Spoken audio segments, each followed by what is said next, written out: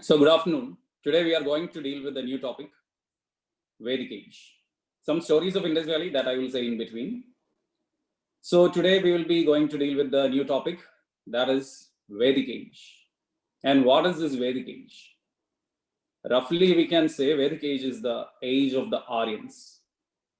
Age of Aryans, that is what we call the Vedic Age. And who were the Aryans? Who were the Aryans?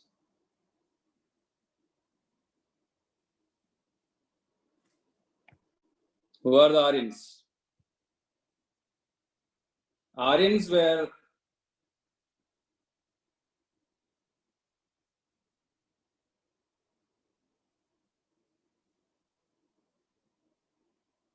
yeah, so many answers are coming up. And I got a request also that around 2:30 people joined and a few are to join. Okay. I will wait for 5 minutes. Okay. We'll start in 5 minutes from now. Just I will give some, you had some class in the morning. No? So, okay, 5 minutes. We'll start the class. 5 minutes.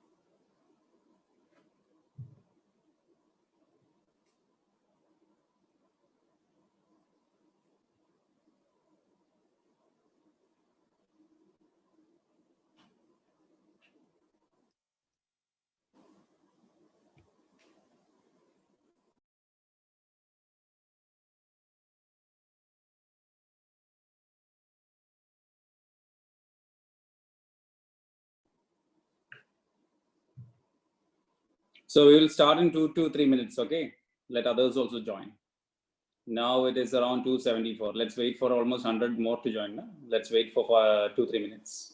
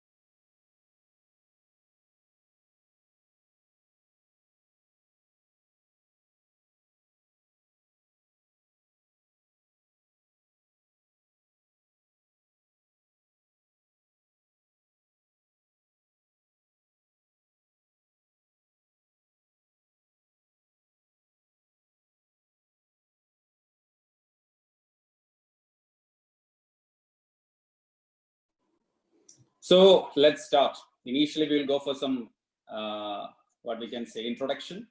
And by the time others join, we will. So, Aryans. Who were these Aryans? A lot of questions are there regarding this, who were these Aryans and all. And originally, there is the accepted view is that Aryans are from the Central Asian steppes. That is the accepted view, steppes. You know, steppes is the Central Asian temperate grasslands. Steppes is the temperate grasslands. You might have studied in geography class.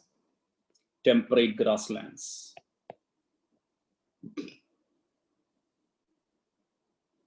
And these Aryans began their migration from the steppes towards different parts of the world. A group of Aryans migrated to Germany, Austria region. And that's why Hitler later claimed the purity of Aryan races. Hitler claimed the purity of Aryan races because of this factor, that they are the Aryans. Another branch came down to the Caspian Sea region. The Caspian Sea region, and south of Caspian Sea is Iran. So today we are going to deal with the topic Vedic age, that is the age of the Aryans. Yesterday I said that Aryans belong to Nordic group. The race of Aryans, yesterday I mentioned that they are Nordics. Nordics. Nordics is the Aryan race. Aryan is a term which denotes the language family. Aryan is just a term that denotes the language group.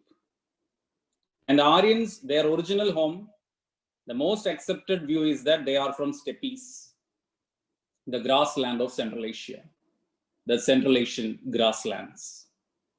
And Aryans began to migrate. Aryans were nomadic cowboys. They began their migration. Aryans began their migration towards different parts of the world. Group of Aryans migrated to Germany, Austria region.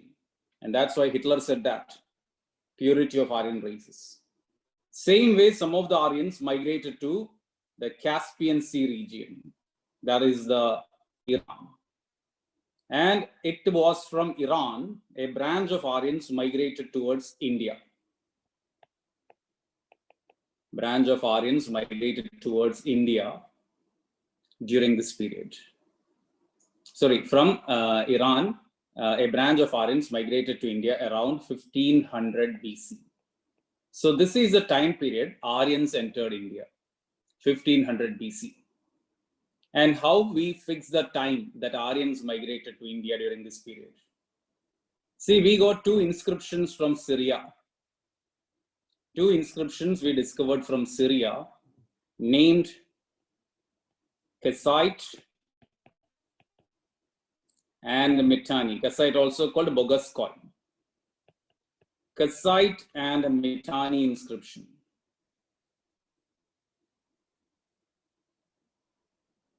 Kassite and Mitanni. These two inscriptions we discovered from Syria that informs about the migration of Aryans towards the east. So, two inscriptions we discovered from Kassite and Mitanni.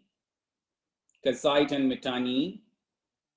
Kassite, another name, Bogaskoi. Bogaskoi. Kassite inscription or Mitanni inscription. These inscriptions that provided us the information that Aryans migrated to the east.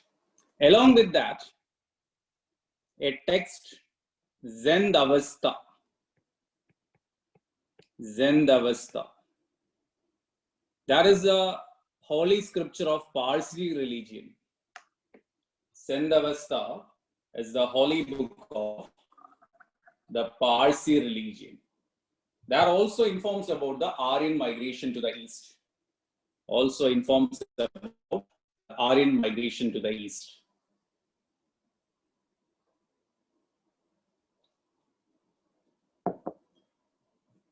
So this three is very important for you.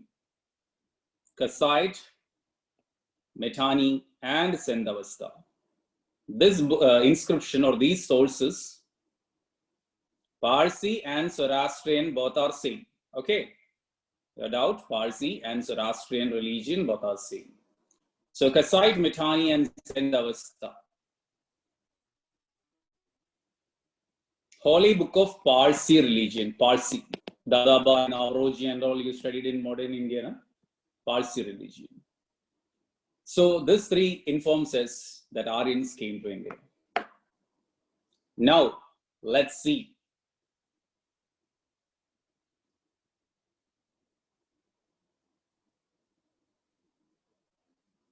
What was?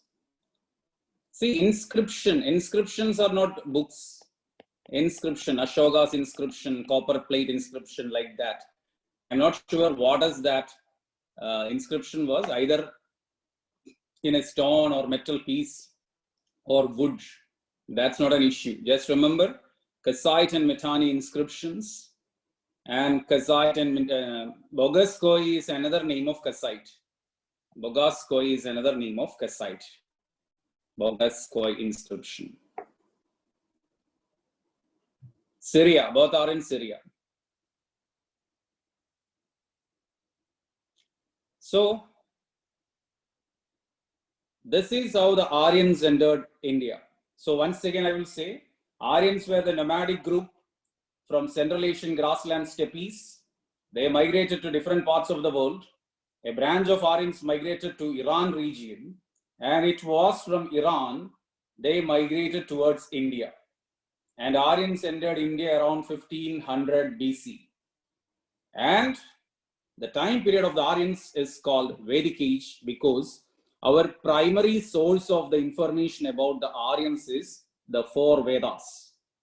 Four Vedas. That is the Aryan age. Hitler part, no need to worry. Hitler said that he belongs to the pure Aryan race. Why I said Hitler now is that Germans were Aryans, migrated from steppes and they settled in Germany. Hitler revived that glory of Aryan race. He said that we Aryans are here to rule the world. Racist theory only.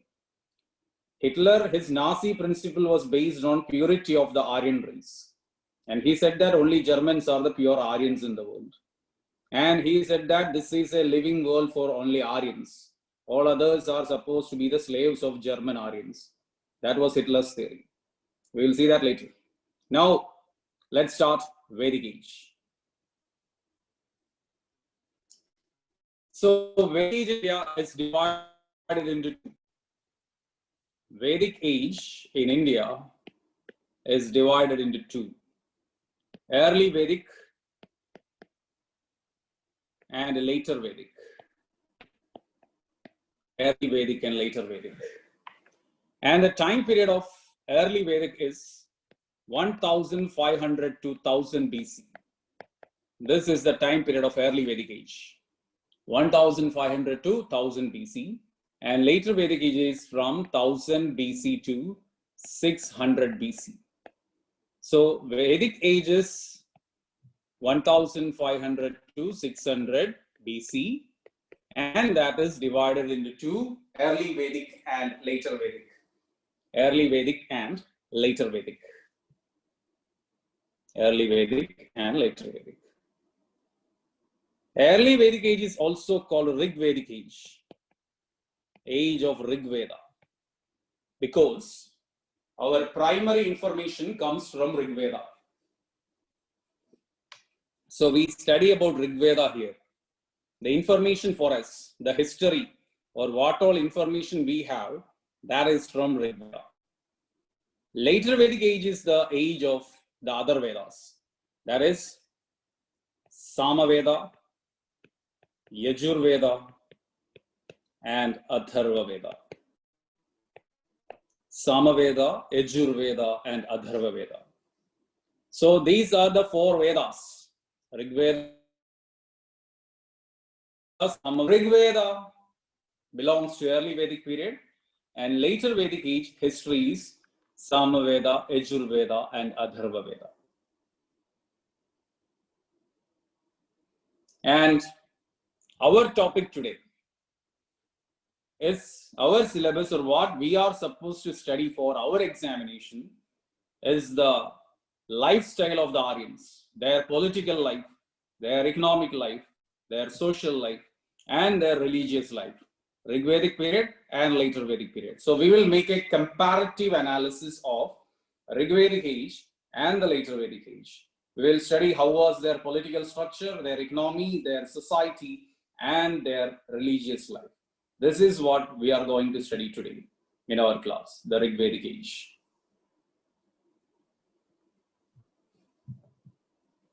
So let's start.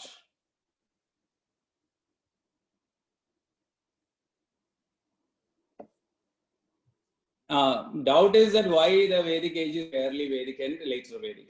Very good question. It's a sensible doubt. Why this is called early Vedic and later Vedic? Same thing only. Just like we studied Chalcolithic, Paleolithic, Neolithic.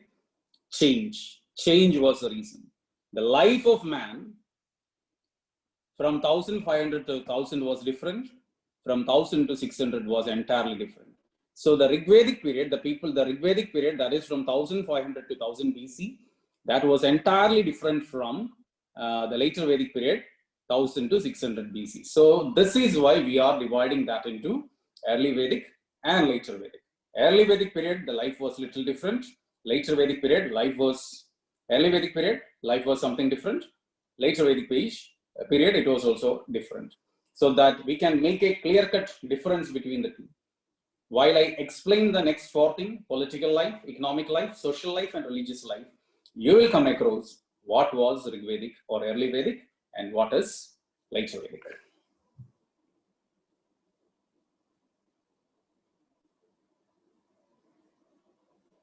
Vedic age is about Aryans only. Aryans only wrote the Vedas. That's why Vedic age is the age of the Aryans.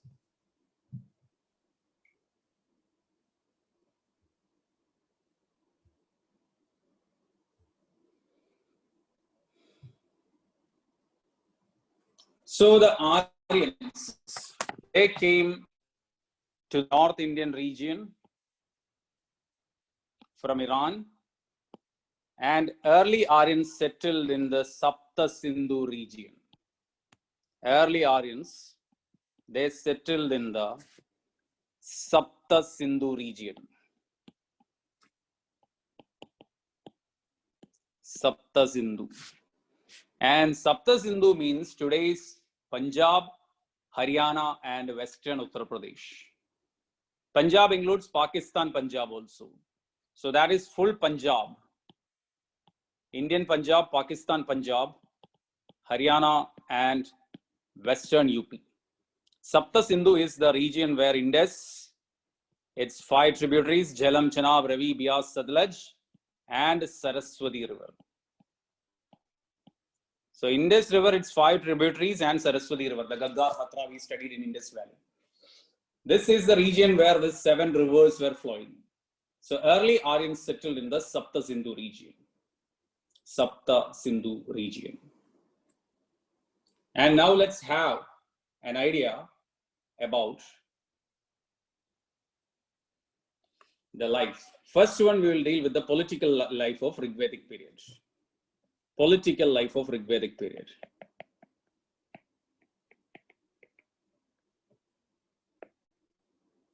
Political life of Rigvedic period. So, you know, Aryans. Aryans is a collective term. Aryans means it's just a collective term. It is not a single group. Aryans were not a single group. Aryans were, previous slide means this one, Sapta Sindhu.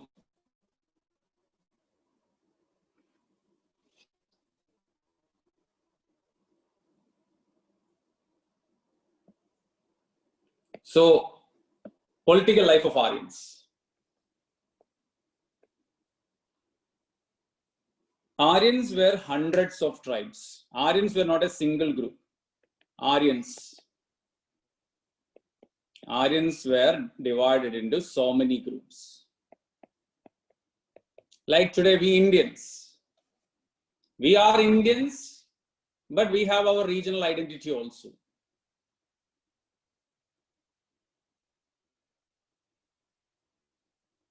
The regional identity. We are Tamilians are there, Kannadigas are there, Telugus are there, Malayalis are there, Marathis are there, Punjabis are there, Haryanvis are there, Gujaratis, Rajasthanis, Kashmiris. Like that, we have a lot of regional identity in India, but we are Indians. The same way, Aryans were divided into so many tribes. One tribe, another tribe, another tribe, another tribe. Like that, Aryans were divided into so many tribes, but collectively they were called Aryans. Collectively, they were called Aryans. So you should understand that Aryans were divided into hundreds of tribes. And each tribe, all the tribal members lived together. There was no mixing of the tribes. Assume that this is an area, one side will be ruled by one Aryan tribe or lived by another one Aryan tribe. Then another Aryan tribe, another Aryan tribe, another Aryan tribe. There is no intermixing in the Aryan, among the Aryans. Aryans were divided into hundreds of tribes. Aryans were divided into hundreds of tribes. That means they never had any common king and all. Each tribe had its own administration, its own head. So the first point to be remembered is that Aryan political life was a tribal polity. It was a tribal polity. Everything was governed by tribe. Tribal law will be there. So each member of the tribe was supposed to many are facing problem that 300 plus students aren't able to connect. See whoever is there, Murali, Arvind or Vinod, who is the classroom coordinator, can you just check the trouble? Students are saying that 300 is already the limit is reached and they cannot, many are not able to join. Vinod, Murali, Arvind, whoever is there, just check it.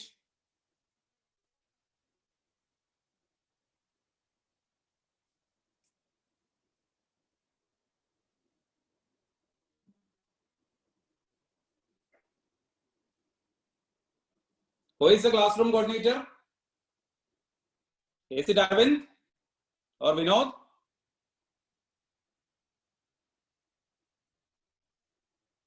Is there any trouble in joining the class?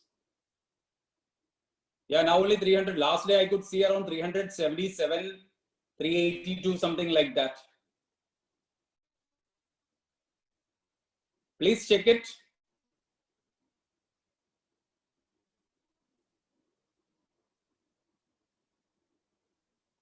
Okay. Just check it. Yeah, only 300. Okay, some limit issues are there. Just check it. Then I will start the class. Okay, it's not that easy to repeat the points again and again.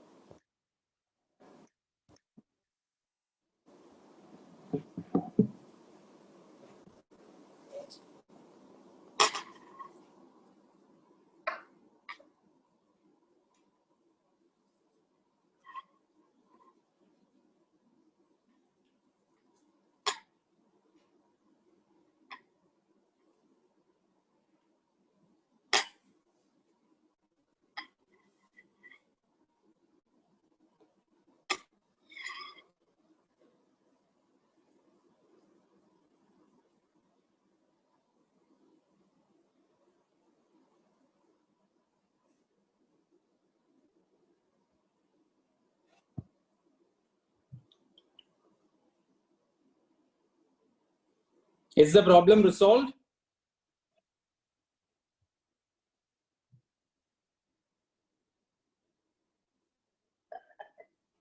No?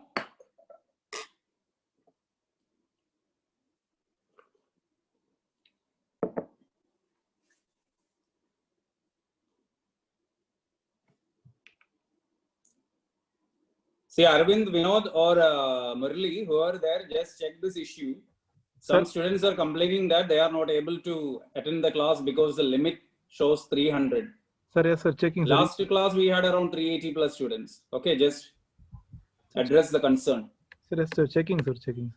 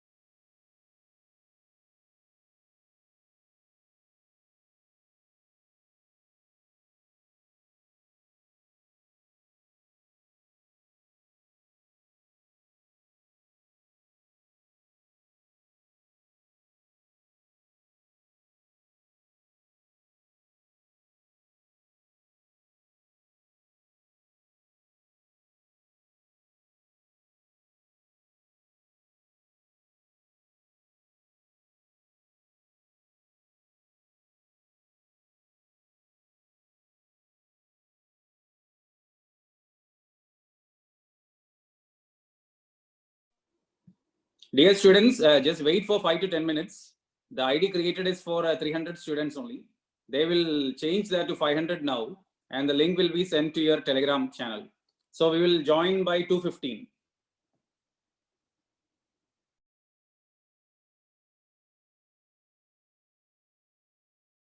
To join later, I will have a very quick introduction for you.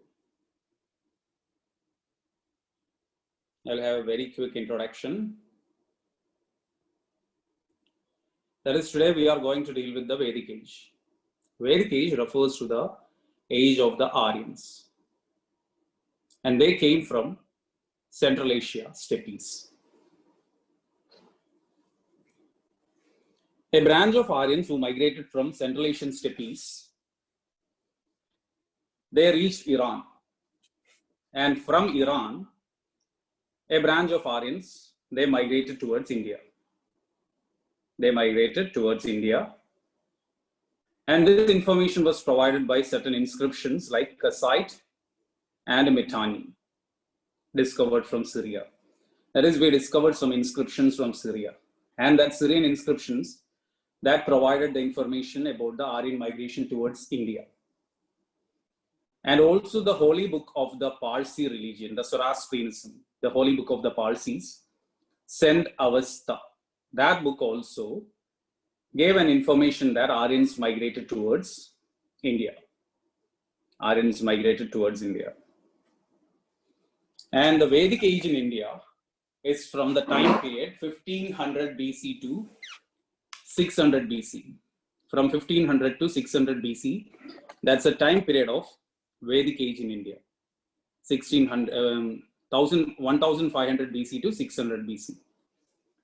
Based on the lifestyle, the political, economic, social, religious life of the Aryans, the Aryan age is divided into two: Rigvedic age and the later Vedic age. Rigvedic age is also called early Vedic age. And the history of the Rigvedic Aryans we discovered with the help of Rigveda. That's why we call it as Rigvedic age. The time period from 1000 BC to 600 BC, entirely different. 1000 BC to 600 BC is entirely different than the Rigvedic period. So we call it as the later Vedic period. And now we are going to deal with the political life, economic life, social life, and the religious life of the Rigvedic and later Vedic people.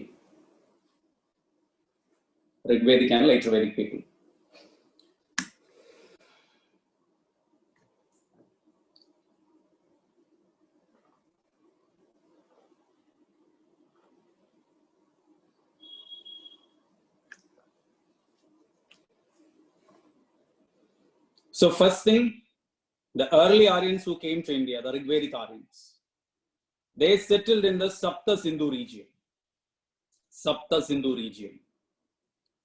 region is today's Punjab, Haryana, and Western Uttar Pradesh. Punjab includes Pakistan Punjab, Indian Punjab, Haryana, and Western Uttar Pradesh. Why this was called Sapta Sindhu? Because it was drained by 7 rivers. Sapta means 7, Sindhu is Indus. Indus River and its principal tributaries, and the Saraswati River. Yesterday's Gaggar Hakra, we discussed about Kali Bangan and all, that river.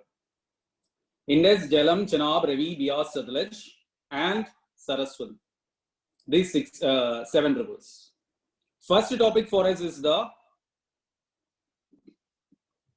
political life.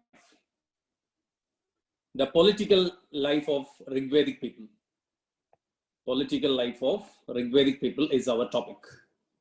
So first topic will be political life, Rigvedic period.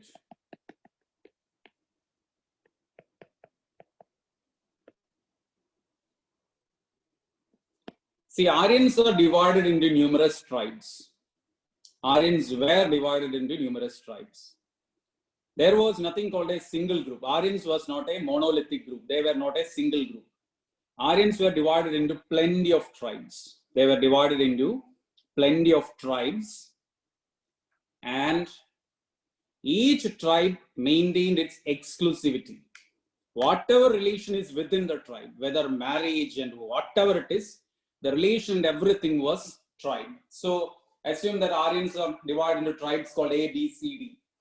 A lived in one area, B lived in another area, C lived in another area, D lived in another area. There was no relation between A and B, no relation between B and C, no relation between C and D. Each and every Aryan tribe, they had their own law, their own leaders, their own set of laws. Like we have a constitution. They don't have constitution, but they had a set of law. So each and every Aryan tribe was governed by its own law. And it is impossible for us to study about each and every Aryan tribe.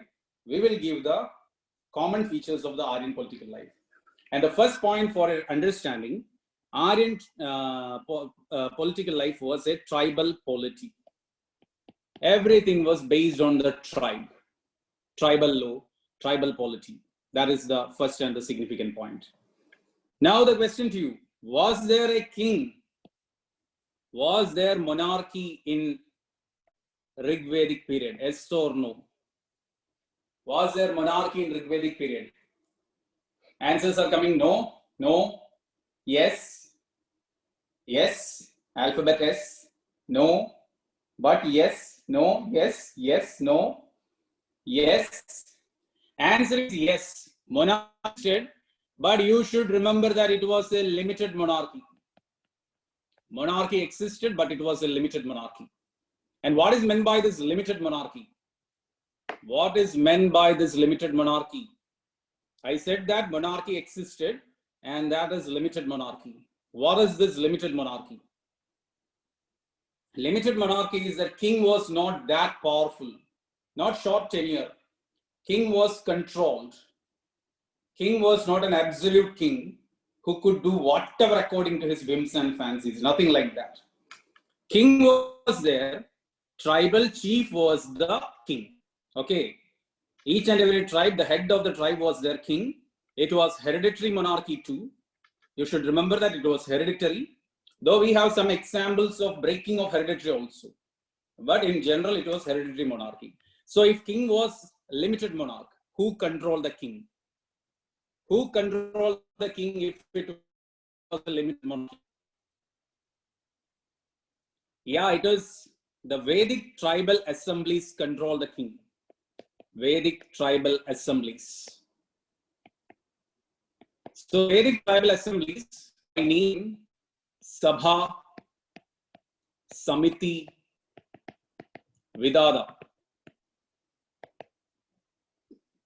These were the three powerful Vedic assemblies which had the members of the tribe, elder members of the tribe, all the members of the tribe, different assemblies, each had different set of membership also.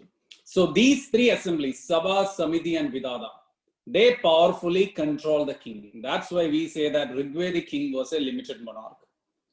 And do you know about any other assemblies of Vedic age? This three is mentioned in all the books. Sabha, Samiti, Vidada. Yeah, I got a good answer. Good. Gana, not Panini, not Gramini.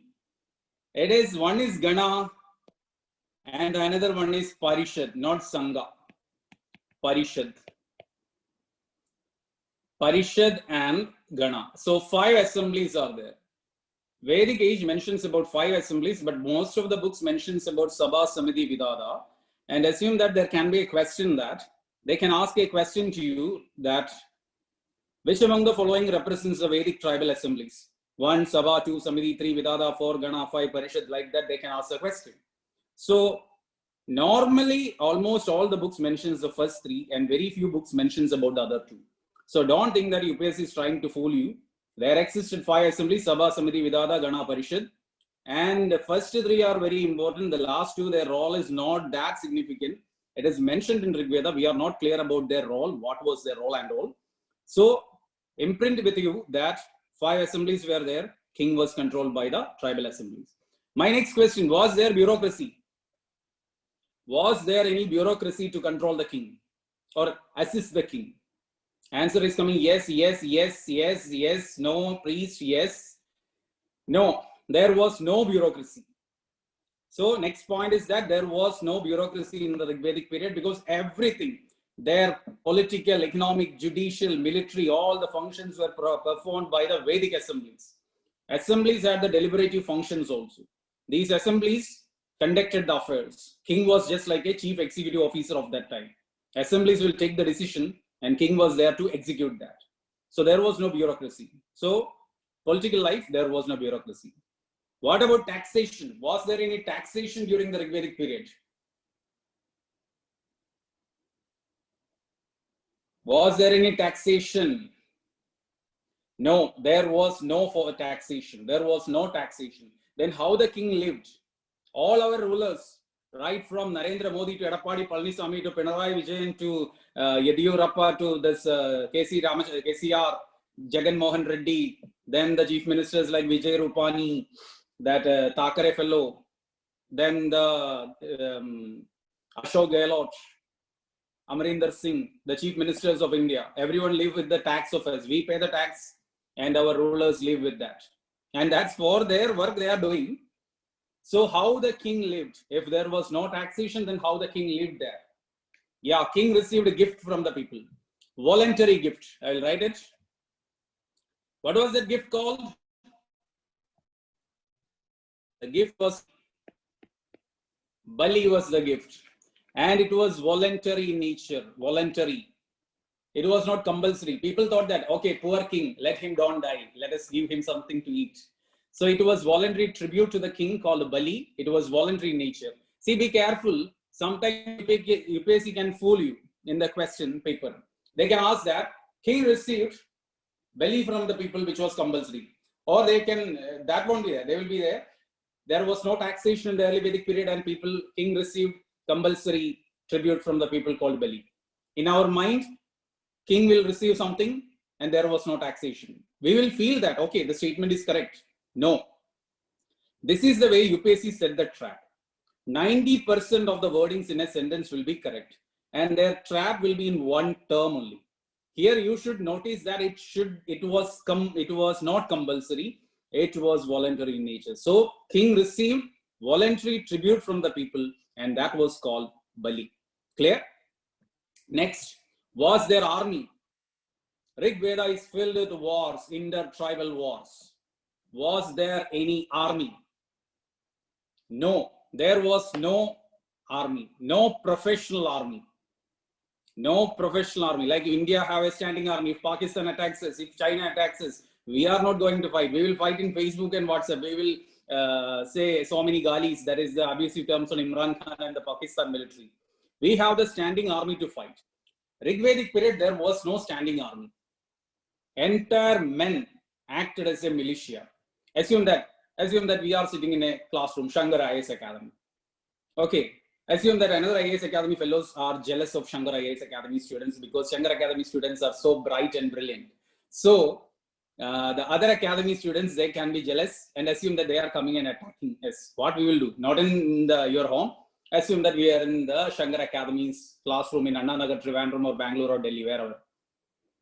We will fight now. We will fight with our water bottles, our pen, pencil, bag and all. The same way was a tribal fight also. It was not a war or anything. Someone will come and attack you.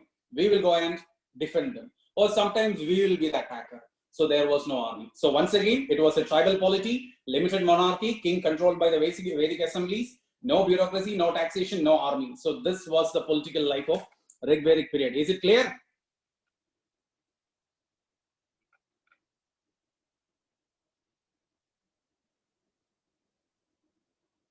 Yeah, we are civilized, but if someone is coming and attack you, then there is nothing. We have to defend. We have to resist. Okay. It says that there is a word, a saying in Kerala that you should not, what we can say, you should not deliver philosophy to a mad buffalo. Okay. Same thing. If someone is mad and attacking us, then there is no point of diplomacy. We have to resist that. So that's the Rigvedic polity. Now let's see. Senani, Purohita and all will come later, not now. Now the next topic, Rigvedic polity we studied. Now the next topic, later Vedic polity. Yeah, that's it. It's not good to fiddle before a buffalo, something like that. Saying in Malayalam, that's the Malayalam. Students who are in Trivandrum will understand that. I don't know how that exact terming is that. No army, no cavalry, no elephant, nothing. There was no army. There is no concept of army at that time, Rigvedic period. Army emerged in India much later. Now let's see. Later Vedic polity. What was the difference in the political life in the later Vedic period? That is from 1000 BC to 600 BC. What happened? That's in our next topic. Later Vedic polity. First we finished Rigvedic polity. Now we will deal with the later Vedic polity. Next topic. So what will happen? First thing, tribal polity, same, no change. There was nothing called a state. Today we have developed state, India, Pakistan, China, Nepal, Bangladesh, Bhutan. We have developed states. But there is nothing like that. The tribal polity of the Rigvedic period that continued even in the later Vedic period. It's a tribal polity. There was change in the king. King now became absolute monarch. So limited monarch of the Rigvedic period now became an absolute monarch, and the term Raja, Rajan got solidified. So king became an absolute monarch, and you will have the doubt how suddenly king became powerful. That I will give you once I finish the Vedic age, entire Vedic age, then you will understand. And if you didn't understand, then I will say, okay. So in the later Vedic period, king became an absolute monarch, super powerful. So if king became absolute, what could have happened to the assemblies? Say, what could have happened to the assemblies? Vedic assemblies like Sabha, Samiti, Vidada, Gana, Parishad, what happened? Yes, not dissolved. Dissolved is wrong. Vedic assemblies lost their political significance. The significance they had in the Rigvedic period was completely lost, and now they had some different function like education, social welfare. The Sabha Samiti all continued in the later Vedic period, but without any political significance. What about bureaucracy? What about bureaucracy? Yes, bureaucracy came into being. Bureaucracy, formal bureaucracy. Not a developed bureaucracy like Mauryan bureaucracy or the Mughal or the modern Indian civil services, but we can see a beginning of a bureaucracy during that time. There are 12 different officers. 12 different officers are there. And 12 different officers. One officer was Bhagaduga. Okay. He was the tax collector. Bhaga became the tax during this time. So 12 officers were there. And these 12 officers, they were collectively called Ratnin. I will write it. Sometimes you may not get the spellings. 12 officers, they were collectively called Ratnin. And the officer I mentioned as the tax collector was Bhagaduga. Bhagaduga, the collector of tax. Like that, there were 12 different officers. And these 12 different officers at times were called Ratnin. Just like today we have IAS officers, IPS officers, IFS officers, IRS officers, IRTS, so many officers are there. The same way, at that time, we had 12 officers collectively called Ratnin. See, even in India today, we have IAS, IPS and all so many services, but collectively called Indian Civil Service officers. Same way, 12 different officers were collectively addressed as Ratnin in later Vedic books. And this shows that bureaucracy emerged in the later Vedic period. Then taxation. Yes, taxation emerged. Bali now became compulsory. King said that now you should pay me the Bali. So king now taken everything for granted. Earlier we gave him voluntary. Now the powerful king said that I want it compulsory. So there was compulsory Bali. Compulsory taxation was there. Bali was compulsory. Then there emerged the original tax. Bali now became a compulsory tribute, and the first tax emerged, that was Bhaga. Bhaga literal meaning is share. King now began to collect share of your produce. So Bhaga now became the tax. So Bhaga and Bali. And what about army? What about army? Army came or not? No. Same militia continued. There was no army. In the later Vedic period also, there was no army, no standing army during that period. Militia character continued. Now the next one. So that is regarding the Rigvedic political life and later Vedic political life. Yeah, Bhaga is the name of the tax. Bhaga is the name of the tax. So this is Rigvedic polity, later Vedic polity. So this changes makes us to demarcate the Vedic age into two. Militia, M-I-L-I-T-I-A. Militia means an irregular group of fighters. Indian army, we won't call it as a militia. Whereas the Naxalites, Naxal army and all, we can call it as a militia because they are an irregular troop. No, there was no big invasions during that time.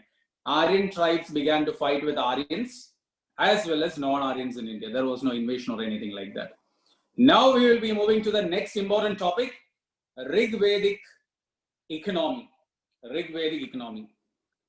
Bali was not a tax. Bali was a tribute only. But the change is that Rigvedic period, Bali was voluntary. Later Vedic period, Bali became compulsory. When you are paying the Bhaga, you have to also pay Bali. Just like today's cess, we can say. We are paying the tax. Along with the tax, we are paying a cess. Bhaga is tax, Bhagaduga tax collector. Exactly. Now the next topic, economic life. Rigvedic economy is the first topic, Rigvedic economy. 1 minute, water break, 1 minute.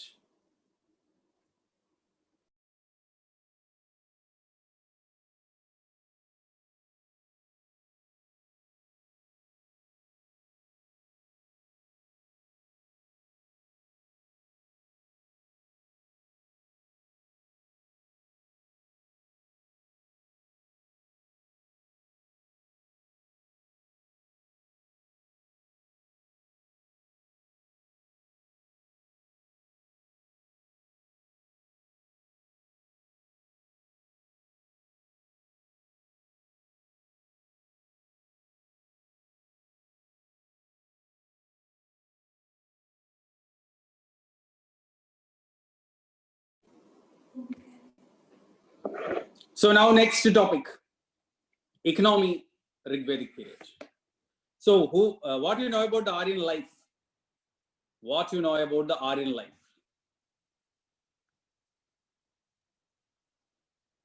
That's it. Yeah. No, Aryans were not traders. Aryans were cowboys, we can say. Don't write cowboy. I will make you write what's it. They were excellent cowboys. They were nomadic. Aryans had a semi-nomadic life. Semi-nomadic life. That means they were not having any settled life. They will settle in some area. After some years, some 10 years, 20 years, or 30 years, they will move from that area. That is called semi-nomadic life. Semi-nomadic. And their main occupation, the semi-nomadic Aryans, their main occupation was pastoralism. That is cattle rearing. They were excellent cowboys. Aryans were excellent cowboys. Semi-nomadic, pastoralism, and their chief form of wealth was cow. Cow was the only form, so not only, the principal form of wealth of the Aryans was cow. So they were cowboys and cow was their source of income. Horse, what was not their principal, what we can say, animal. Cowboys, you might have seen the cowboy movies. Cowboys will travel over horse and they will have the cows with them. So Aryans used a horse for transport. Their wealth was cow. See, every term, pastoralism is cattle rearing. Cattle rearing is pastoralism. Pastoralism means cattle rearing. Life of cattle herders. Cattle rearing is pastoralism. In the green pastures you will be living. See, the significance of cow you can identify from the terms related to Aryan life. Lot of terms are there in Aryan life. See, for example, Gopa.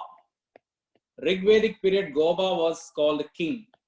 See, instead of our Raja Rajan, Gopa was the title for the king. Gopa means Gopala, protector of cow. Principal duty of the king is to save the life and wealth of the people. So here Gopa was expected to protect the cattle wealth. So king was called Gopa. Then Gavishti, another term. Gavishti. Yeah, this is Rigvedic economy. Rigvedic economy. Gavishti means battle. Battle was a term used for Gavishti, and the literal meaning is cattle raid. See, you are fighting not for land. Land was not that important during the Rigvedic period. Cows were important. So Aryans fought each other for the control of cow. So battles were actually cattle raids. And that was called Gavishti. Gavishti was a term used for battle. Similarly, we have different terms like Gavyadu. Gavyadu meant distance. See, today we say 1 kilometer, 2 kilometer, 10 miles, 20 miles, like that. They used to say it as Gavyadu. That is an average sound where you could hear the sound of a cow. That distance is called 1 Gavyadu. Like that, they calculated the distance. Then there is another term called Goduli. Goduli is the term used for time. Time. UPSC's most of the questions are related to terms only. They will come with the terms from ancient India, medieval India. All the terms are very important. So these are some of the terms. Many other terms are there. You just read that NCRT. You will see the different terms. So here you have to understand that Aryan life, almost everything was denoted in the name of cow. Then they had limited agriculture. They practiced limited agriculture. Limited agriculture was practiced by Aryans. But you know, whoever did agriculture, yeah, you need to memorize all these terms. Memorize means at least you have to understand that. Okay. For every paper you will study. You will see the entire UPSC preparation, you have to memorize many things because you are preparing for UPSC, not for a clerical or a last grade post in the government service. You are preparing for the top elite service of India. Little pain is required. You have to memorize all. And I told you, whatever I say in the class, you have to study that completely. Then there is no need for other sources to a great extent. There can be 1 or 2 questions, but don't worry that. Yeah, in the books, other words are there, but you can limit to the words which I say. And if you have time and energy, you can read other terms also. You can easily understand. NCRT will give you 1 or 2 terms extra also. You can read from that. No issue. Whatever important, I will cover in the class. No need to worry. Okay. Have some faith. Then next. Yeah, agriculture. That is who did agriculture. They were considered as a dull guy, good for nothing. If you want to be a glamour hero of Aryan society, you should be an able, brilliant cowboy. Cowboys were respected. And if you are doing agriculture, you will be treated as good for nothing guy, idiot, like that.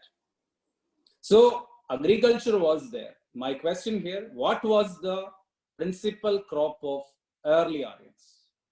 What was the principal crop of early Aryans? Barley. Barley, not wheat, barley. Barley was the principal crop of Aryans. And barley was called Yava. Yava for barley. Yava. Barley. Barley was their main crop. Yava. It was called Yava. Then they had some limited activities. That is, limited activities like metal works, some bronze, metal and all, some metal works were there, some jewelry works were there, leather works were there. That is, apart from agriculture and cattle rearing, they had all some works, but that was very limited and it was not for trade as such. They had that exchange in their tribe only. Then exchange was through barter system. Exchange was through barter system. Yes. Barter system. Exchange was through barter system. There was no coin system was the method. Barter system. Settings check.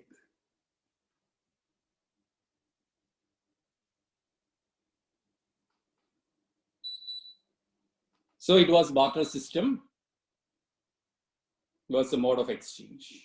So this is related to the economy of the Rigvedic Aryans. Metal works, jewelry works, leather works. That is the skin of the cow will be used for the leather works. We have our leather shoes now. See, here in India, see, I had seen the people in India who are crying for animal rights. But the same people always had the leather bags, that too, incredibly priced leather bags, and all are with them. And where this leather comes?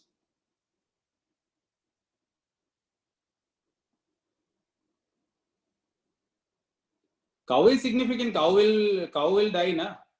After the death of the cow, the skin will be taken and it will be useful. And the leather industry at that time was not to cater the needs of 130 crore.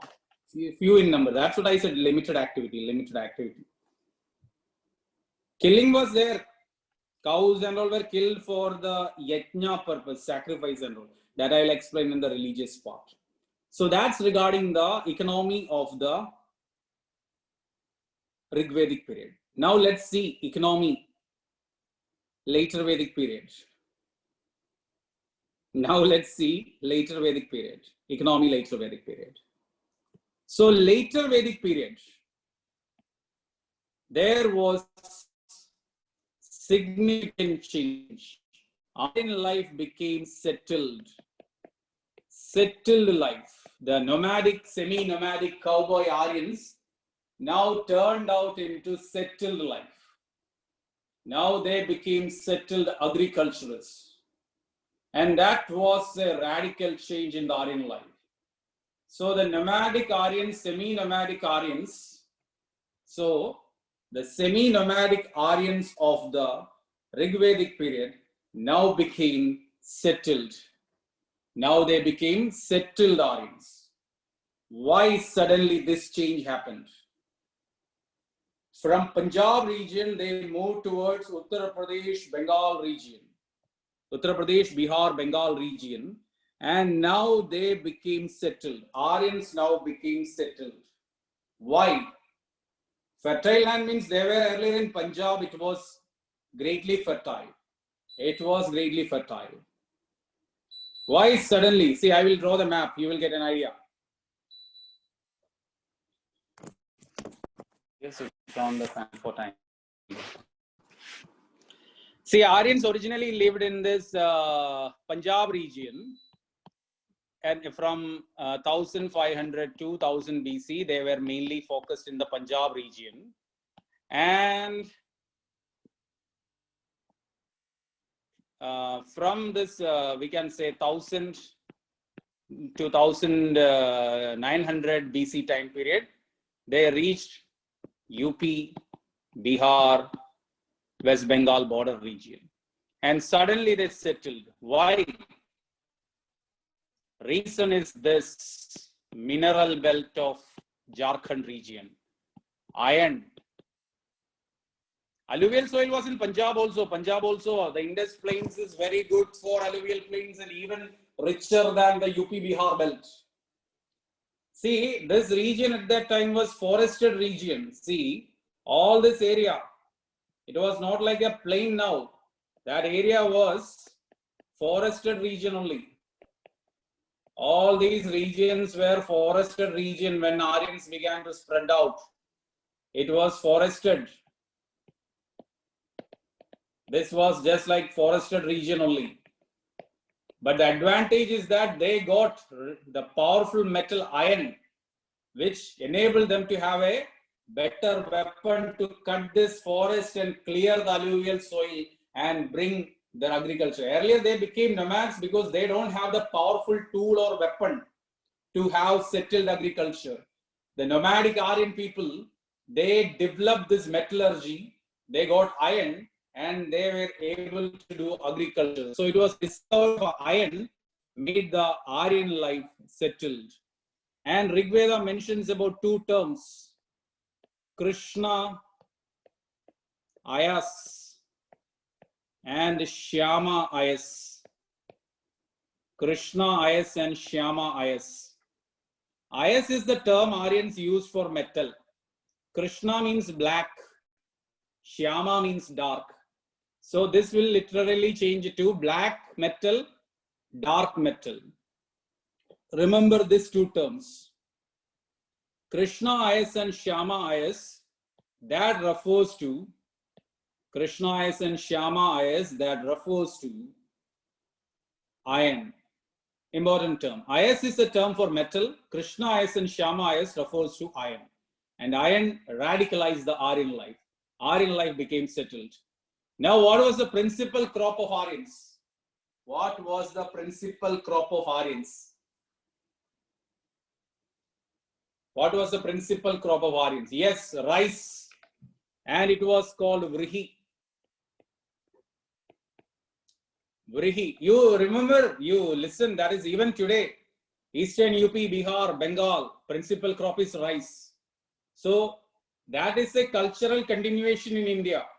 Even if you have a doubt that a question is asked, what is the principal crop of later Vedic Aryans?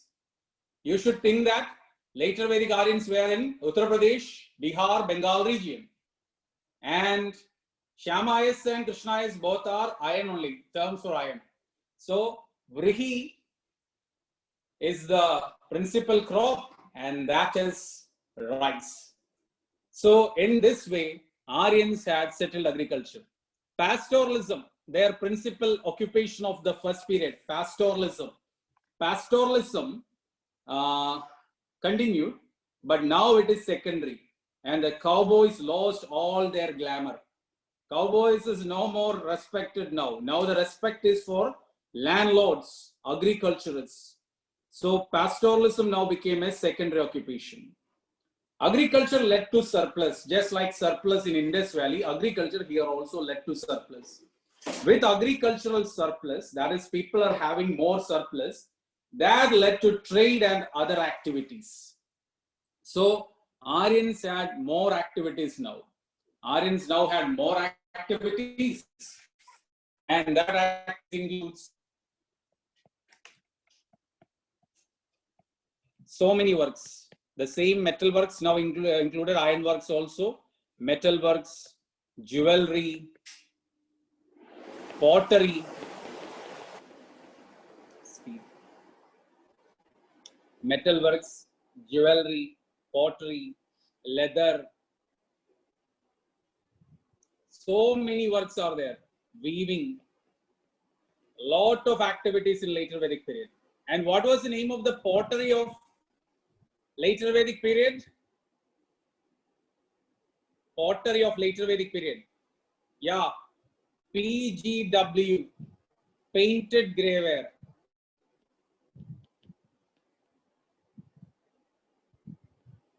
Painted graveware. This was the pottery.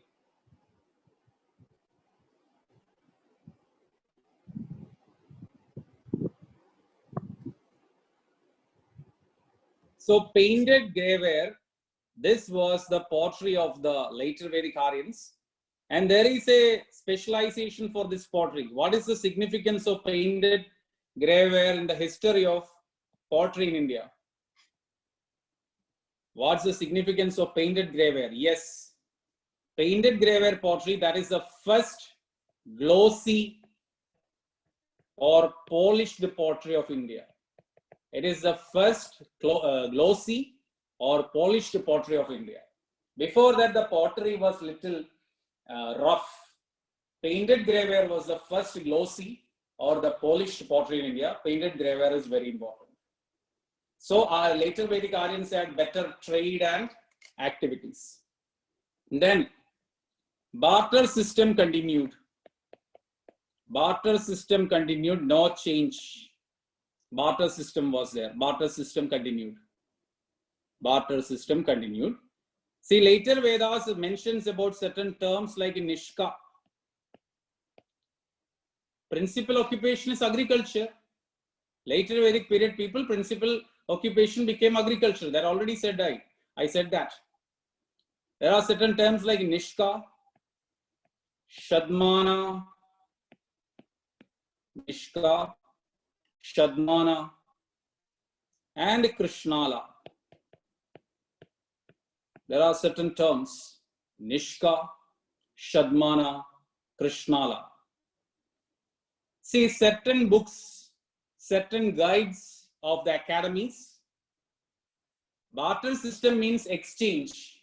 See, all of you write this Nishka, Shadmana, Krishnala.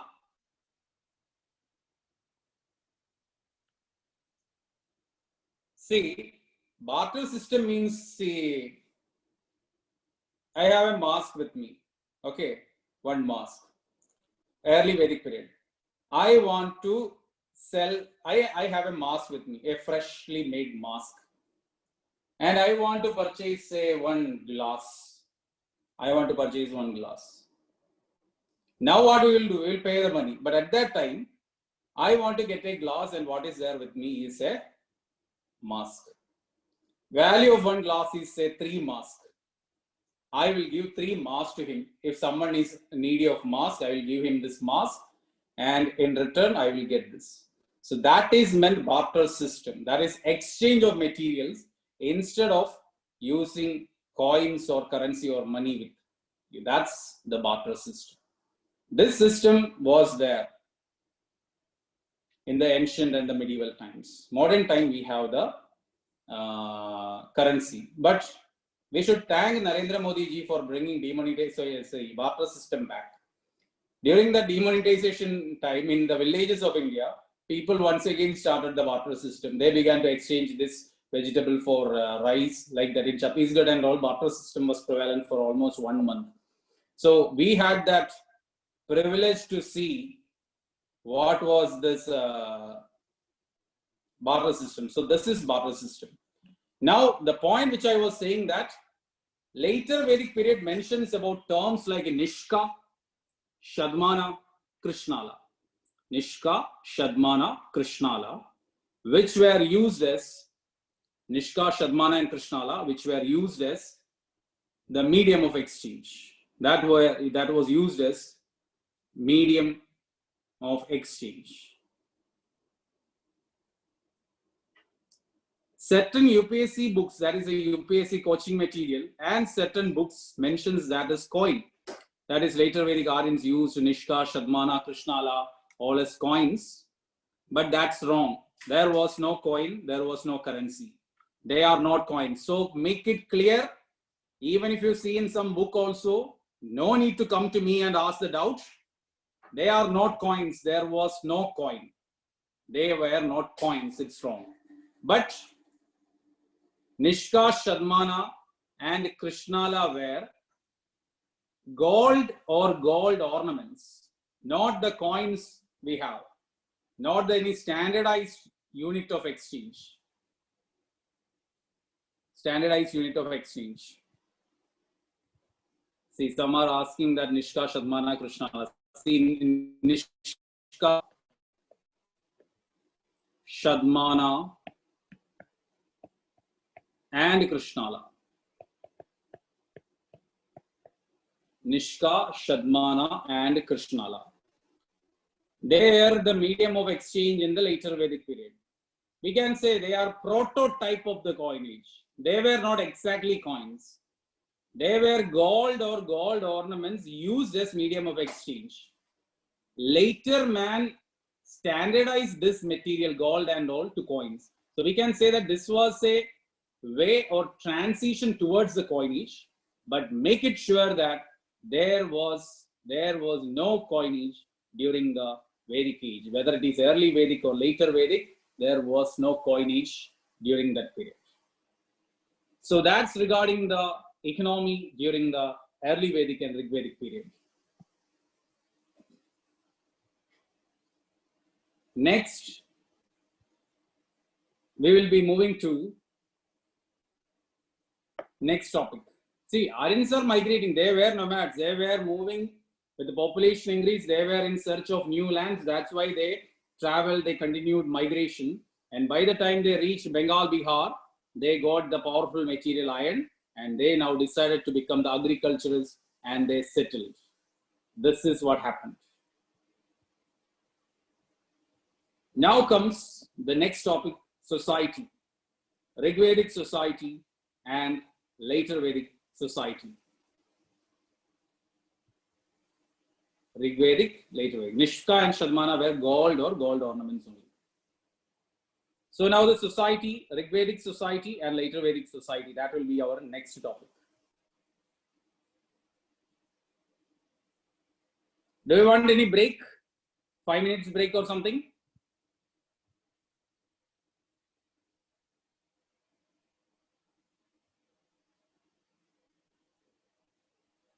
It's a 50-50. Yes, no, yes, no, yes, no, yes, no.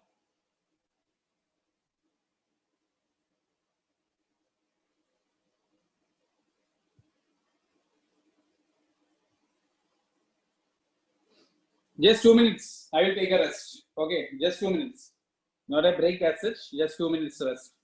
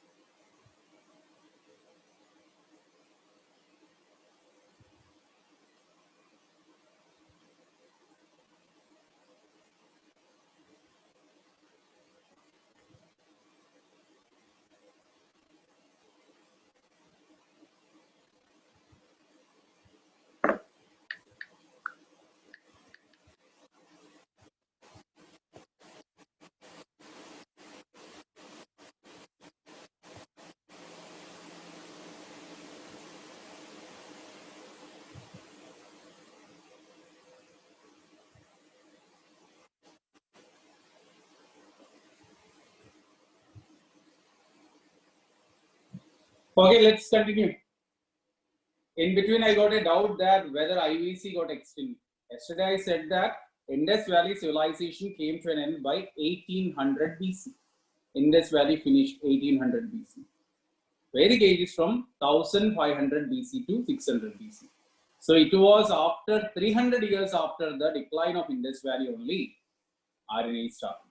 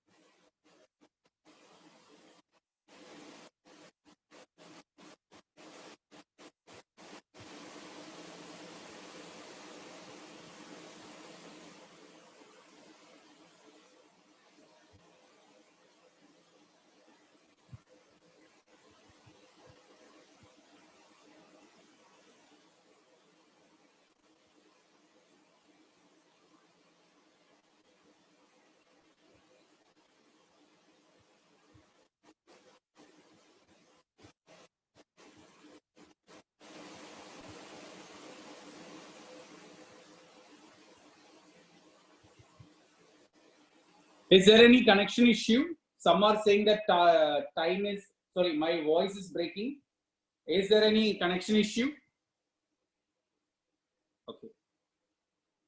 Okay. I will give that in a whiteboard. Those who want that time. See, 2500 BC to 1800 is IVC period. Indus Valley. Indus Valley came to an end by 1800. Then there is a time lag of 300 years. There were some Chalcolithic cultures in India at that time, and Aryan age starts from 1500 BC onwards. So by the time Aryans entered India, there is no Indus Valley. My sound may be breaking because the problem is that the room there is some slight problem with the AC, so I switched on one fan. Let me off that one minute.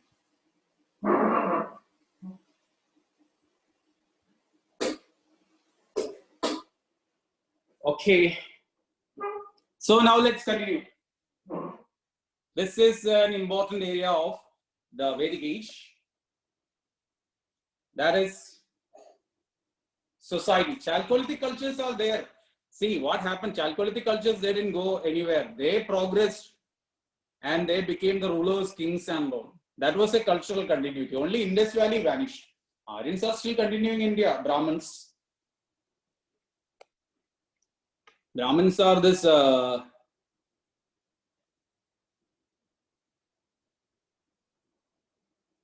Any trouble with the net? Some are saying that bandwidth is low. Audio, video breaking.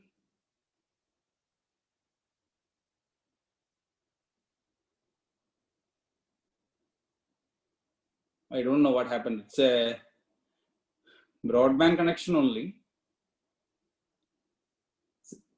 Okay, many are saying it's perfect. Okay, fine. Maybe 1 second, 1 or 2 seconds. BSNL broadband. Then next, society. Society is very important. So let's start. It was a tribal society. Just like I said, tribal polity, it was a tribal society. One tribe lived in one place. So if we are Shangar tribe, Shangar IS Academy, we will see, we will talk, we will enter into relation, marriage or whatever, only with the Shangar tribe. So every Aryan was having the loyalty to his tribe. There was no mixing of tribe. One tribe lived in one area, another tribe lived in another area. Their only interaction was battle. Other than that, Aryans never had any interaction as such. Then the basic unit of society. Basic unit of society was family. Family was the basic unit. Only interaction was battle. If one Aryan, if a Shangar tribe, say, I will give the proper name, Bharata tribe, Aryan tribe called Bharata. It is from that Aryan tribe we got the name Bharat. Bharat. Okay. The name Bharat originated from the name of an Aryan tribe. And with the Mahabharatam, that became a popular term in India. So that is culturally Bharat. But this place was popularly known as Hind, Sindhu, that Indus River. From that it was called Hind by the Arabs. From the Hind, it was called India. To the world, we were known as Hind or India. Bharata, and now that Bharat region is now in Pakistan. The area of this Bharata tribe is now in Pakistan. So if a Bharata tribe member see another tribe member, say Puru tribe, they will never have any friendship or good relation. They will always fighting with each other. There was no unity among the Aryan tribes. They were fighting with each other. So every tribe society was there.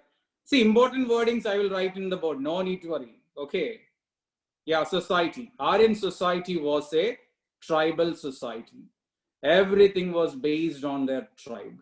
Now comes the board. I will go to the board. Their basic unit of society, family was the basic unit, and it was a joint family. It was a joint family system. Then it was patriarchal family, patriarchal and patrilineal. Patriarchal and patrilineal. What is meant by this patriarchal? What is meant by patriarchal or patrilineal?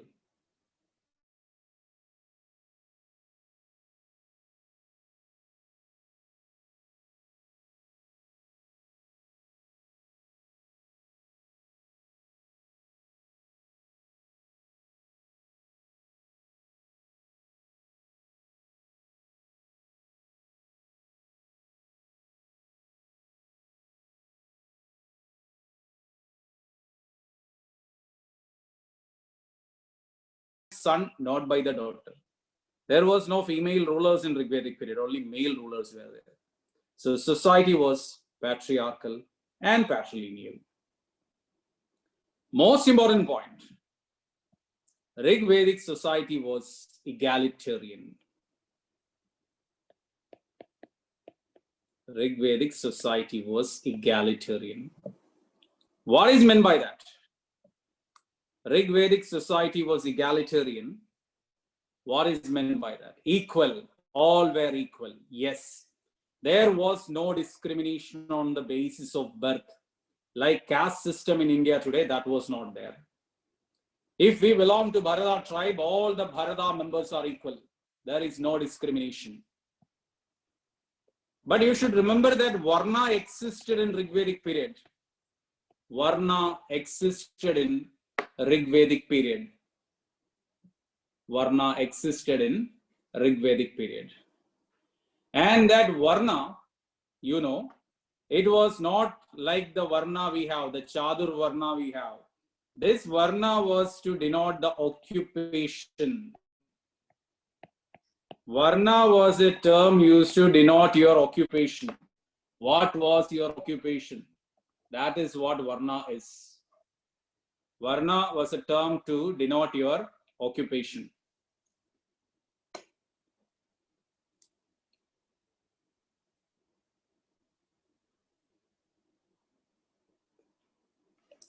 See, now in India, Varna is to identify the caste. Egalitarian means equal, equal.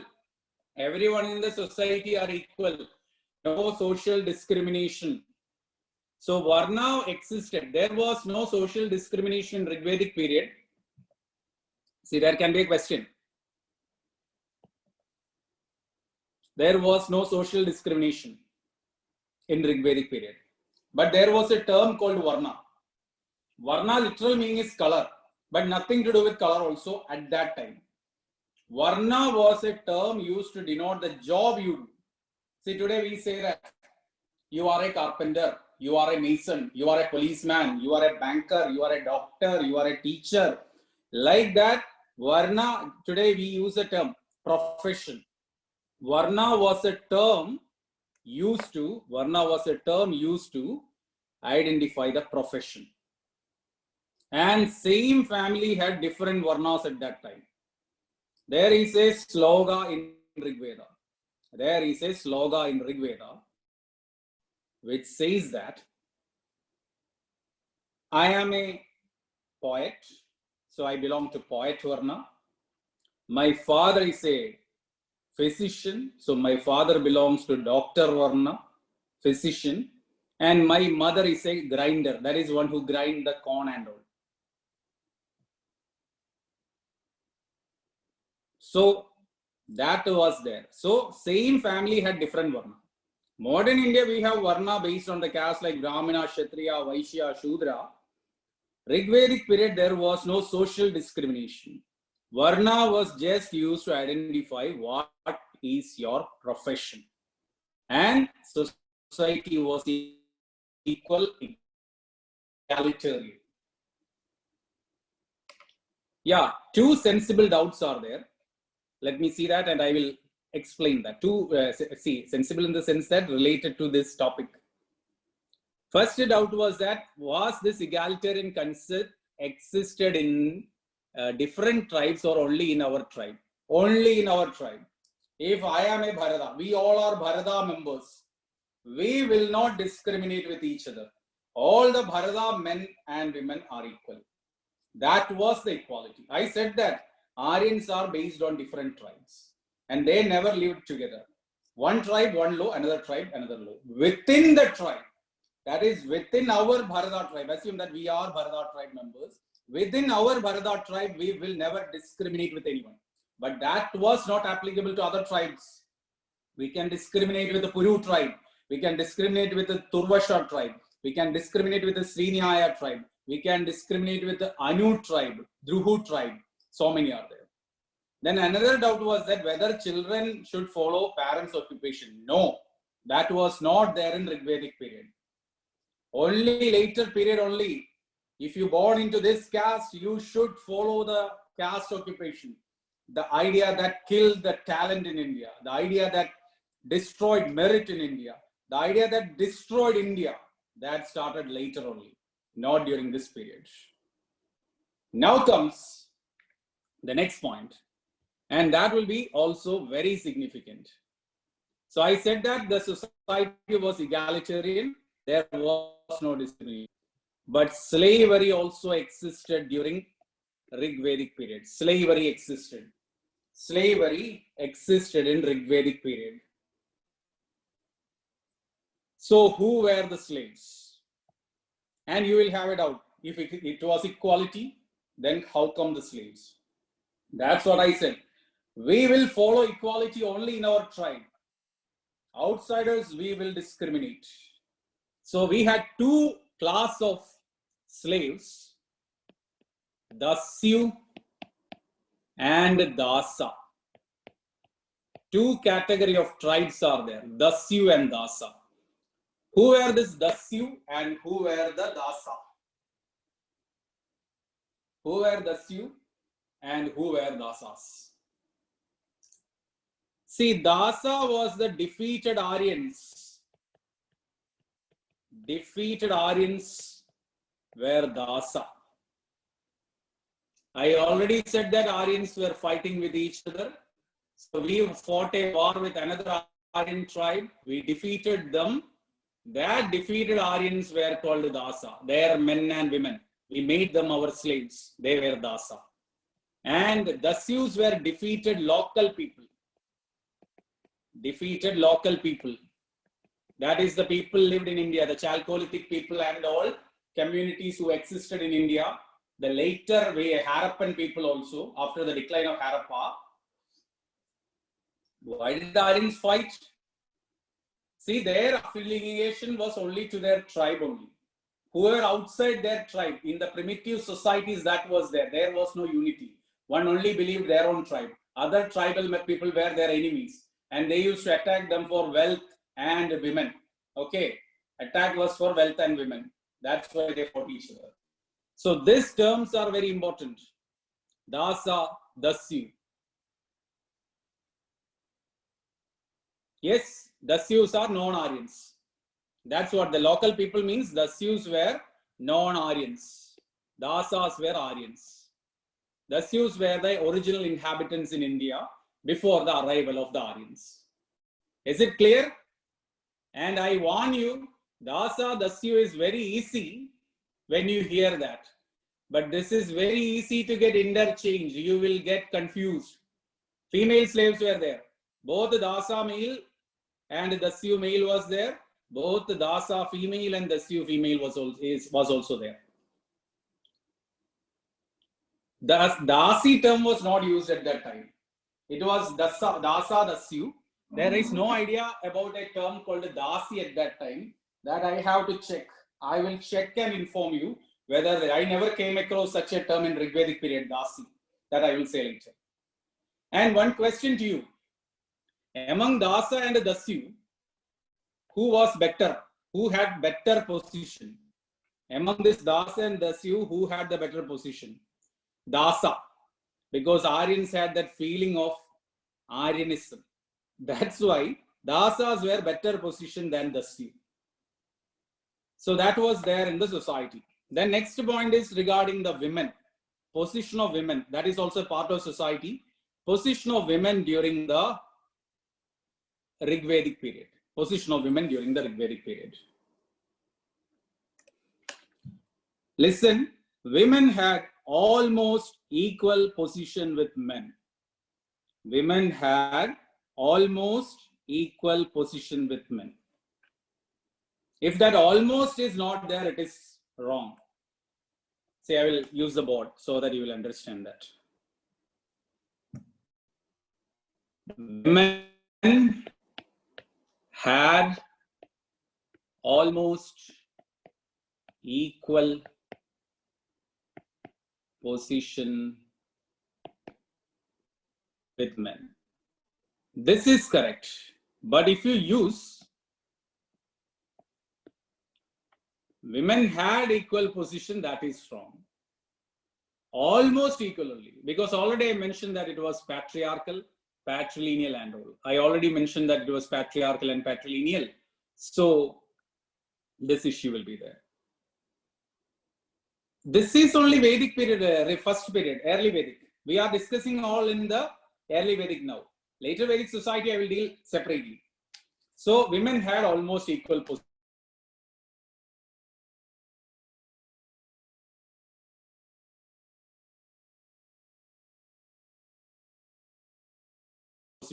And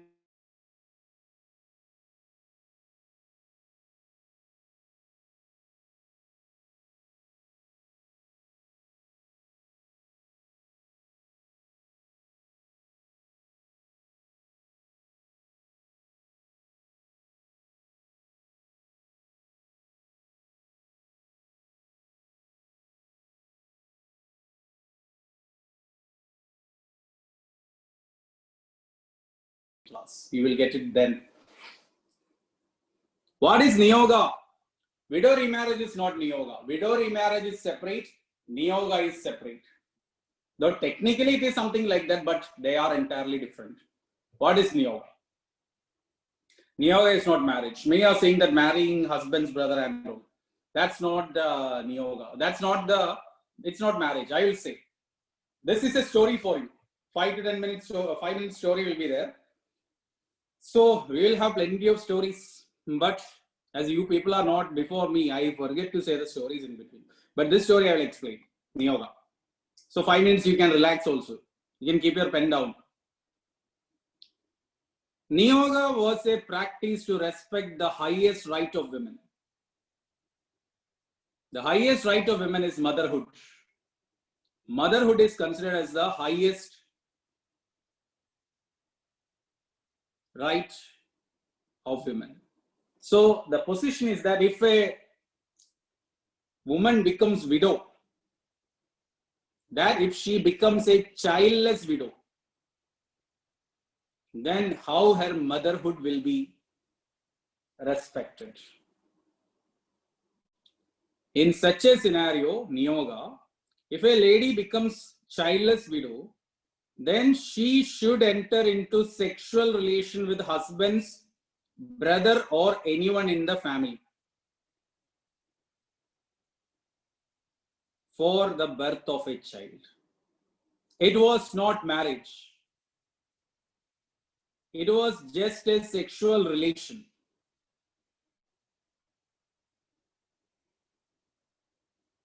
It was different for different tribes. Some tribes it was mandatory, some tribes it was optional. Whether to go for Niyoga or not to go for Niyoga, that was choice, and sometimes it was compulsory.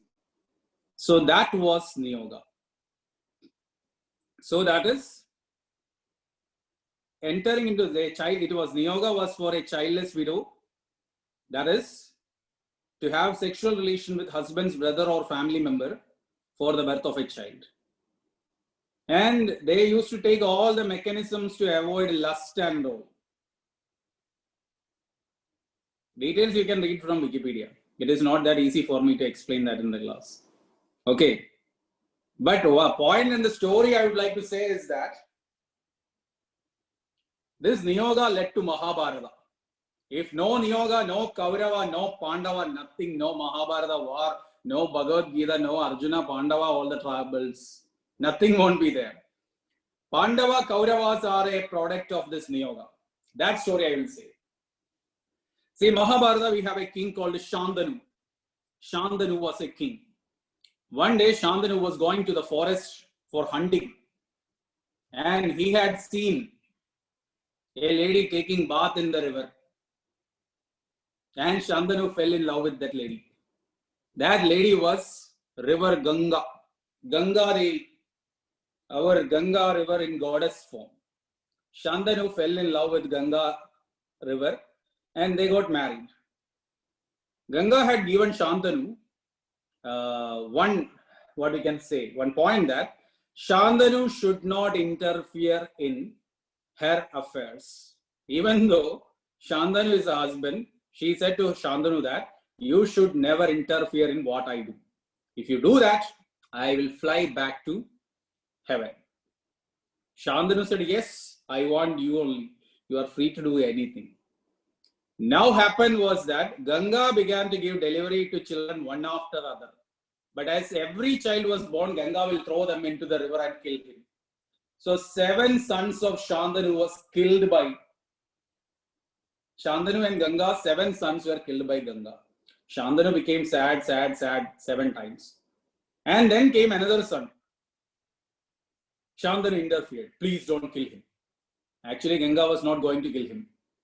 But Ganga said that you had broken the promise. And this is a story I am saying. Okay, no historical proof for this. So just listen the story and no questions within the story. Okay. The son was Gangaya. And Gangaya was given to Shantanu, and Ganga flew up to the heaven. Shantanu now got a son, but he became very sad. He lost his wife. Shantanu was in a depressed condition. And he once again went for hunting. This time he had seen a fisherman's daughter. Her name is Malsyagandha. Malsyagandha or Satyavati. Malsyagandha literal meaning is smell of fish. And I don't know, he loved that smell. Anyway, he fell in love with Satyavati alias Malsyagandha. Shantanu the king approached Malsyagandha's father, the fisherman, and asked, I want to marry your daughter. But that fisherman fellow was cunning.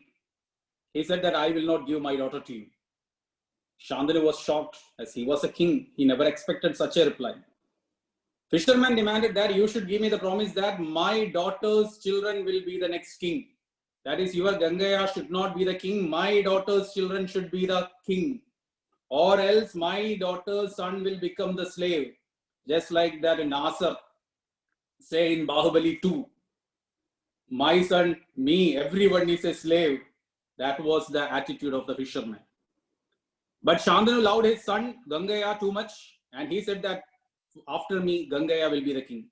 So Shantanu didn't marry, or he never wanted to marry.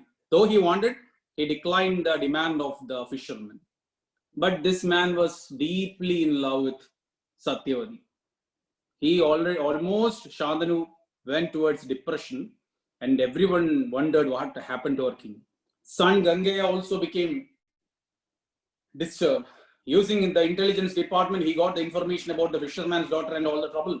He went to fisherman and asked that, my father is a nice man, honorable man. Give your daughter to him as the wife, as his wife. I promise that I will never become the king. But the fisherman was too much ambitious. He said that not only you, your children can create trouble for my grandsons.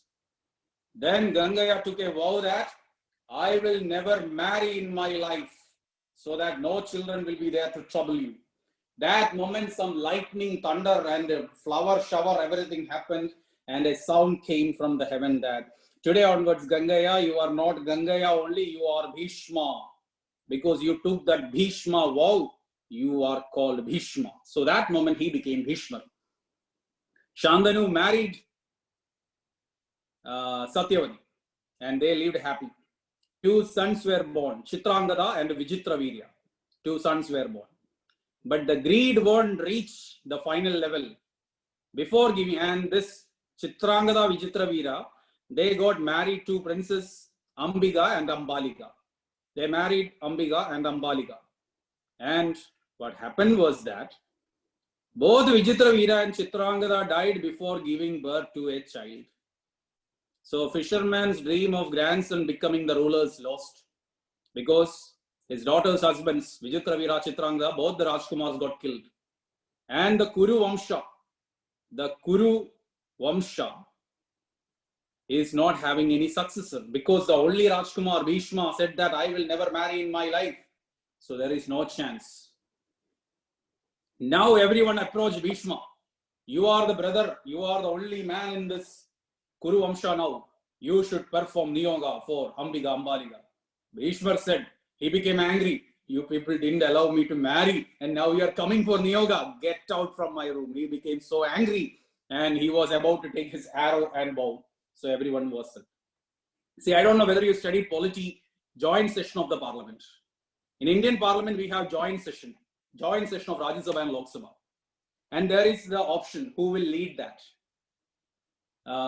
Joint session of Indian parliament will be actually presided by Lok Sabha speaker, in his absence by deputy speaker, in his absence by deputy chairman of Rajya Sabha, and if all the three are absent, someone chosen by the president.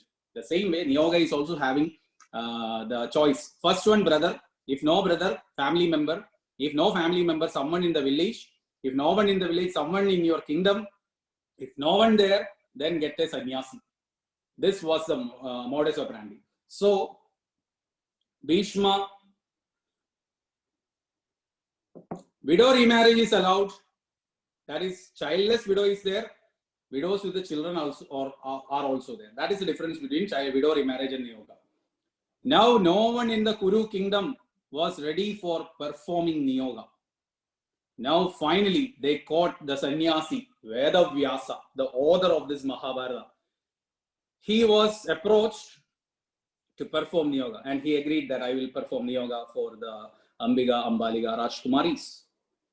And you know this Vedavyasa was a fellow who takes bath once in 10 years. Ugly, stinking fellow. Okay, he was very ugly, never takes bath, and a muddy fellow. No one will get attracted to him. Everyone will get fearful. Now he came to perform Niyoga with Ambaliga and Ambiga. Seeing this ugly Vedavyasa, Ambiga closed her eyes in disgust. Ambiga closed her eyes in disgust. And this fellow was a sadist. He, what we can say, gave a sharp to this Ambaliga. As Ambaliga didn't treat him well, and as she closed her eyes in disgust, her son Dhritarashtra was born as a blind man. See that story. Out of disgust, she closed her eyes and her son became blind, Dhritarashtra. Then the other one, he went to the next one, Ambiga, I think. Seeing this man, Ambiga become almost dead as alive. She became so pale seeing this Vedavyasa. And her son Pandu became a chronic anemic patient. And this is how Pandu and Dhritarashtra was born. And then wonderfully, Pandu and Dhritarashtra also got some sons. Though Pandu was the father of the Pandavas, but he was not a biological father of anyone. Yudhishthira, Karna had Surya as the father, Yudhishthira had Yama as the father, Bhima had Vayudeva as the father, Arjuna had Devendra, and Nagula Sahadeva was given birth by the Ashwini Devas. And the other one, Kauravas, were born through that some sort of biotechnology thing at that time, cutting into 101 pieces, and finally they born. So anyway, now I think you won't forget Niyoga. Okay, so that was Niyoga. Niyoga was also there. So this was the position. And then regarding, if there is a question regarding the property rights of women, if there is a question regarding the property rights of women, no need to worry. There is no property rights because at that time there was no concept of private property. Everything was for the tribe only, and only property was joint property of the tribe. So there is no question of property rights. There was no concept of private property. So make it clear that there was no concept of private property during the early Vedic period. So this is the society during the Rig Vedic period. Clear? All of you?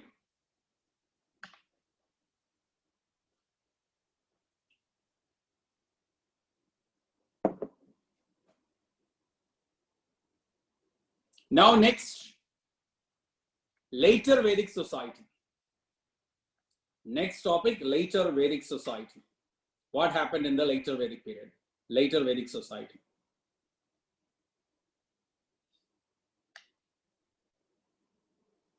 Tribal society, same, no change. Rig Vedic period was a tribal society. This period is also a tribal society, no change. Joint family system continued. Joint family system continued. And one more point to remember, both in Rig Vedic period and later Vedic period, there was no divorce. Divorce was not allowed. Never think that husband-wife relation was so beautiful. Don't think like that. Even if the husband was good for nothing, women had no freedom to throw that idiot out. If that baggage is bad, You have to carry that throughout your life.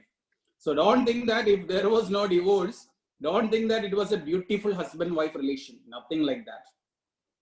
Divorce was not allowed.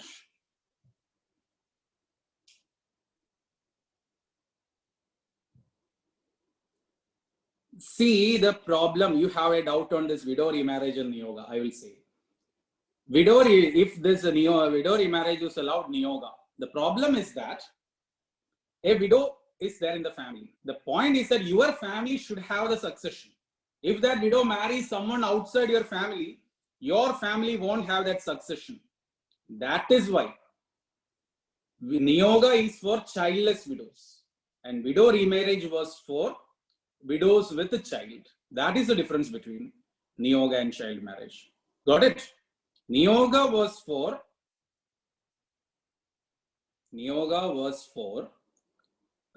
childless widow, and widow remarriage was for widow with child. And women with a child could remarry Rigvedic period. There are 3 references to that. Where it is referred, I will say that next day. There are 3 references in Rigveda regarding widow remarriage and plenty of references regarding niyoga. And niyoga continued till post Mauryan period. Only around 300 AD only niyoga came to an end.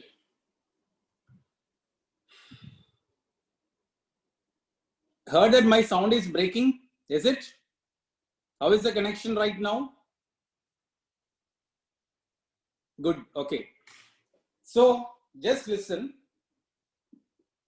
Later Vedic society, tribal society, joint family system, patriarchal, patrilineal, the points you studied in Rigvedic period all are continuing. Then an additional point for your preparation. No divorce. Sorry, that means Vedic age, there was no divorce. No divorce allowed. Even if the husband is bad or wife is bad, no choice. That was there in Rigvedic period. Getting divorce is definitely bad, but that right of divorce should be there. Assume that you get a bad choice, what to do? You have to throw that out. Then next, after niyoga, will the women allowed to remarry? Yeah, they could marry. And the brother who entered into niyoga, he can marry someone else. Okay, this niyoga was just for the birth of a child. That's it. Now, what changes were there in the later Vedic period? What are the changes there in the later Vedic period? Egalitarian society came to an end. Now the society is no longer egalitarian. That is, egalitarian came to an end. Egalitarian society came to an end. So egalitarian society can end, and Varna system based on birth came into existence. Varna based on birth. Rigvedic period, Varna was based on profession. Now Varna based on birth. Now Varna based on birth came into existence, and man began to be discriminated. Social discrimination based on the birth started, and fourfold Varna. Brahmin, Kshatriya, Vaishya, and Shudra came into existence now. Brahmin, Kshatriya, Vaishya, Shudra. Man was classified, socially discriminated into 4 categories: Brahmin, Kshatriya, Vaishya, and Shudra.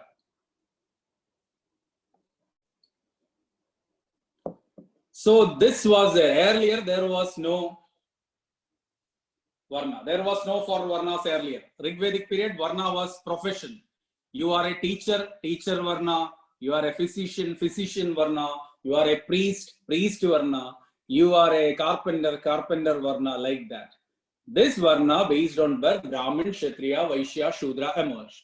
And technically Brahmins were the priestly class, Kshatriya was the ruling class, Vaishya was the agriculture and trading class, and Shudras were the servants of the higher three varnas.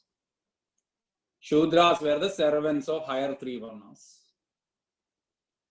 Why this happened, that I will say tomorrow. And last point for today, the first mention of this fourfold varna. The first mention of this fourfold varna was in the Purusha Sukta. Purusha Sukta is a sloga. Purusha Sukta in the 10th mandala of Rig Veda. 10th chapter and the last chapter of Rig Veda. 10th mandala of Rig Veda. It is in that Purusha Sukta, it is said that Brahman came out of the mouth of the god, Kshatriya from the shoulders, Vaishya from the thighs, and Shudra from the feet. That is Purusha Sukta in the 10th mandala, which is actually a corrupt mandala. Which is actually a corrupt mandala. Which is actually a corrupt mandala. Why corrupt mandala? I will say. Rig Veda is having 1, 2, 3, 4, 7, 8, 9, 10 mandalas are there. Typically, we analyzed and studied that 2nd to 9th are original. That belongs to the time period 1500 to 1000 BC. This is genuine chapters. Chapter 2 to 9. But we realize that 1st and the 10th mandala were added later. And that's why we call it as corrupt mandalas. That is exaggerations and politically. What happened to camera?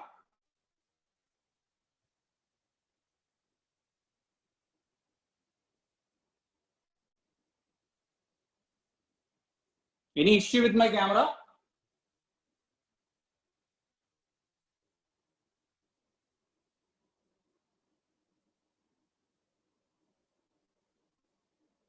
Showing some girl?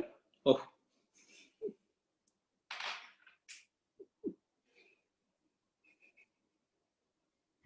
I am at my home only.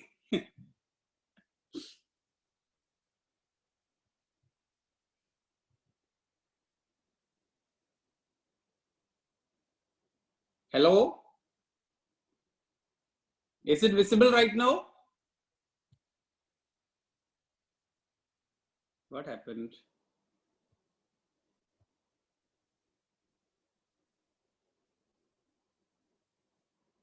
One second.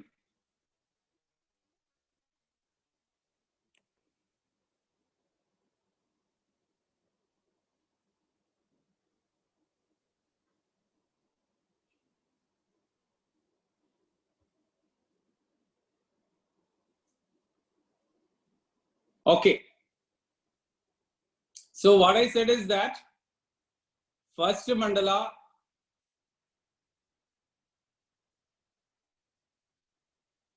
to 10th mandala. Of that 1st and 10th mandala are corrupt mandalas.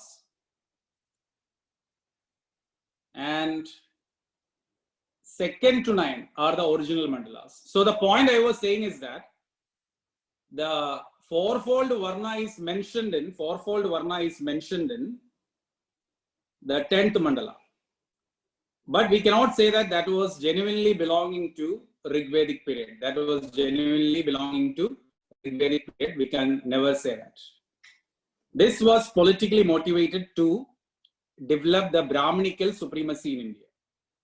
And the next topics we will discuss tomorrow. Today I am a little bit tired. Volume I was increasing when you said that volume was not there. So if any doubts, you just add the Purusha Sukta. Purusha Sukta is a sloga of Rig Veda which informs the birth of Brahmin, Kshatriya, Vaishya, Shudra. Which informs the Brahmin, Kshatriya, Vaishya, Shudra.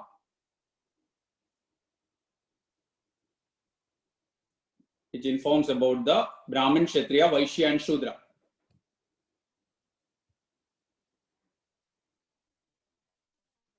That says that Brahmin came from the mouth of the god, Kshatriya came from the shoulder of the god, then